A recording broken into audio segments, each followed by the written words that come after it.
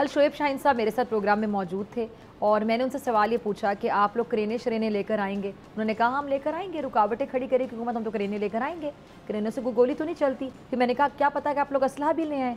तो उन्होंने कहा तो लाइसेंस असलहा जो है, जो उन्होंने कहा एग्जैक्टली उनके अल्फाज मेरा सुनिएगा, 100 अगर रेडी है टीम ज़रा चलाइएगा।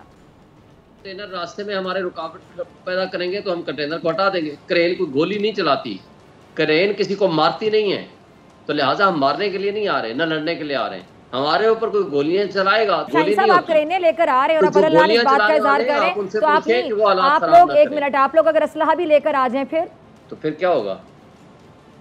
फिर क्या होगा मुझे आप बताएं ना।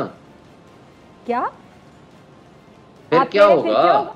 शोएब शाहीन साहब आप क्या कह रहे हैं? एक मिनट ठहरे, मैं आपसे पूछ रही हूँ कि आप लोग क्रेनें लेकर आएंगे। आपने कहा हम लेकर आएंगे, फिर मैंने कहा हालात खराब अगर हो जाते हैं तो आपने कहा जो करेंगे उनकी जिम्मेदारी होगी, यानी हुकूमत की तरफ आप इशारा कर रहे हैं। उसके बाद आपको मैंने कहा अगर आप असलहा लेकर आते तो आपने कहा हाँ तो फिर क्या होगा? आप यही कह रहे हैं या मेरे कान बज रहे हैं? नहीं, मुझे बताएं कि आप हमारे जिम्मे सब कुछ क्यों डाल रही हैं? फिर आप आपसे सवाल पूछ रही हूँ, मैं सिर्फ आपसे सवाल पूछ रही हूँ। होता है मुझे बता दें, सुने असला किस लिए होता है?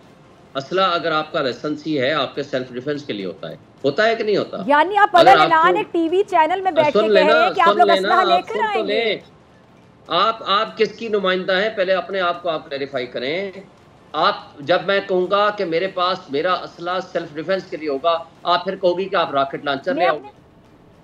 दानिश जी साहब सुना आपने, उसके बाद हमने आपको नहीं सुनाया। इसके बाद ये प्रोग्राम छोड़ के चले गए और उन्होंने काफ़ी ज़्यादा बदतमीज़ी भी की। उन्होंने कहा कि मैं तुम्हारे प्रोग्राम में दोबारा नहीं आऊँगा, मतलब तुम पर आ गए।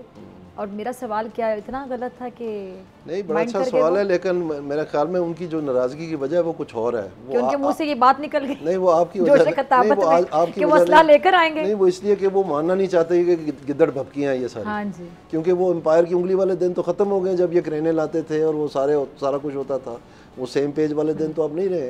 तो वो तो सारा जो चौधरी निसार साहब भी इंटीरियर मिनिस्टर नहीं है अब, तो वो सारी सहूलियात जो इनको पहले फराम होती थी कि आप जाके थाने तोड़ें, टीवी स्टेशन तोड़ें, पार्लियामेंट तोड़ें, जो मर्जी करें, और आपके जो सारे मुकदमे, सारी FIR हम सील रखेंगे, क्योंकि हमने आपको कहना कोई नहीं। आप इश्तिहारी होते हुए जाके सुप्रीम कोर्ट में बैठ के टांग के टांग रख के तो ऐसे पाँव ला के अदालत के जजेस को दिखाएं अपने केस के दौरान, और आपको कोई भी नहीं कुछ कहेगा। वो दिन तो नहीं रहे ना। सब्सक्राइब करें और बेल दबाएं ताकि कोई खबर रह न जाए।